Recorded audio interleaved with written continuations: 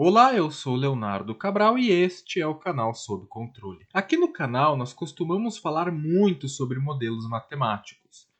Por exemplo, nos últimos vídeos nós falamos de modelos lineares, um pouco de modelos não lineares, falamos sobre resposta em frequência, que também é um tipo de modelo, mas de onde surgem todos esses modelos matemáticos? Como é que eles nascem? É sobre isso que vamos falar hoje depois da vinheta.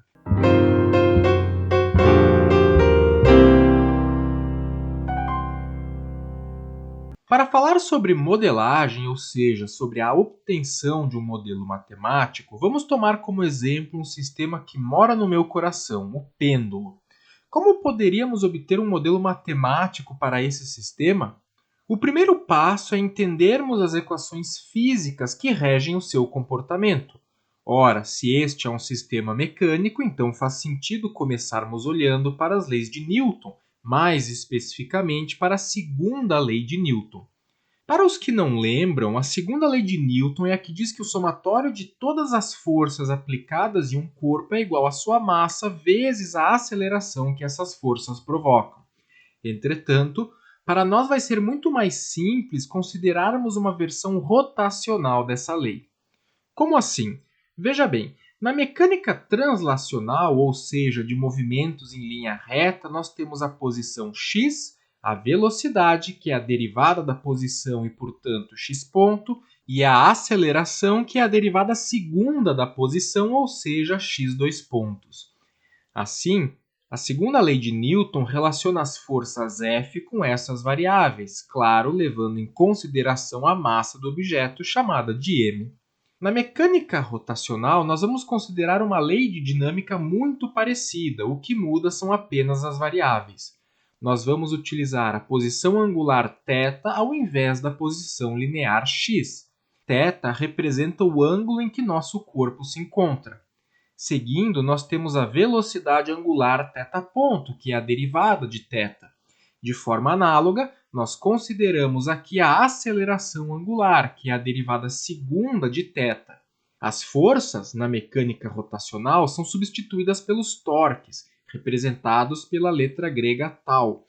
Por fim, a massa é trocada pelo momento de inércia, I maiúsculo, que mede o quão difícil é alterar o movimento rotacional de um dado objeto. Então perceba que cada parâmetro da mecânica translacional tem um equivalente na mecânica rotacional e, portanto, podemos fazer raciocínios que já estamos acostumados desde o ensino médio. Nos resta identificar no pêndulo onde é que estão todas essas variáveis. Ora, a posição angular é em que ângulo o pêndulo se encontra. Vamos adotar como referência o 0 graus na parte horizontal direita e o sentido positivo como sendo o anti-horário.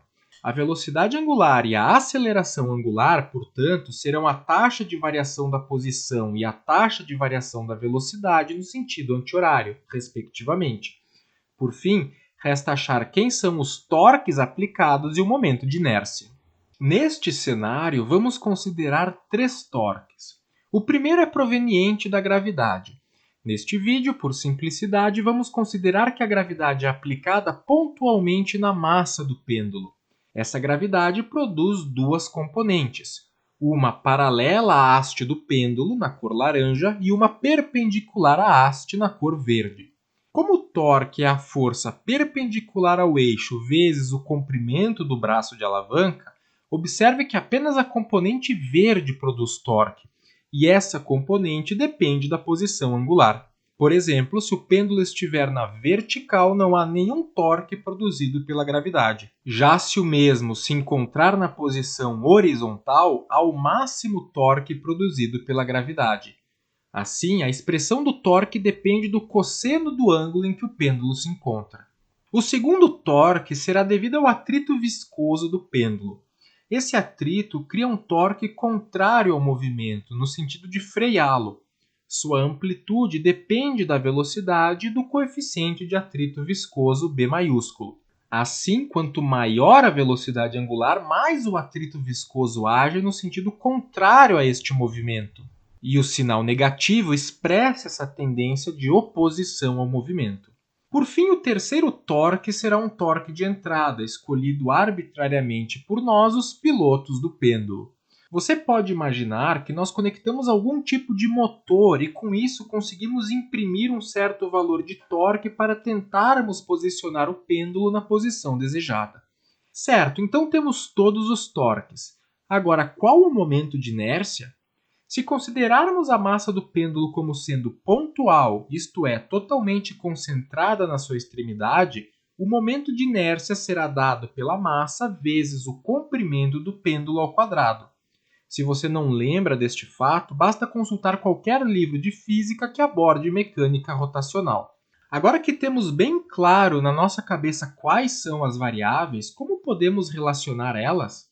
Vamos utilizar as leis da física rotacional que comentamos antes e com isso vamos escrever uma equação diferencial. Aqui vamos observar duas coisas.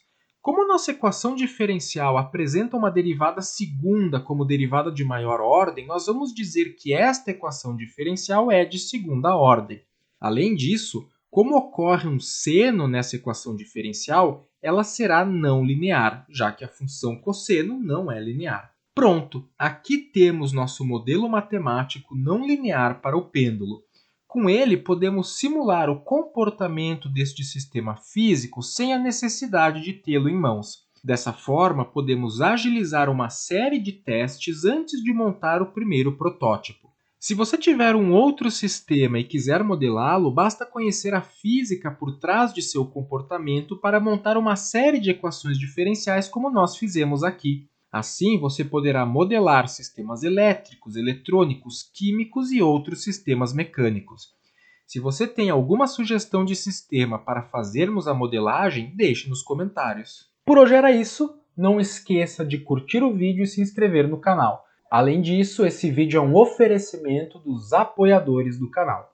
Se você quiser saber mais sobre como se tornar um apoiador, confere a descrição desse vídeo.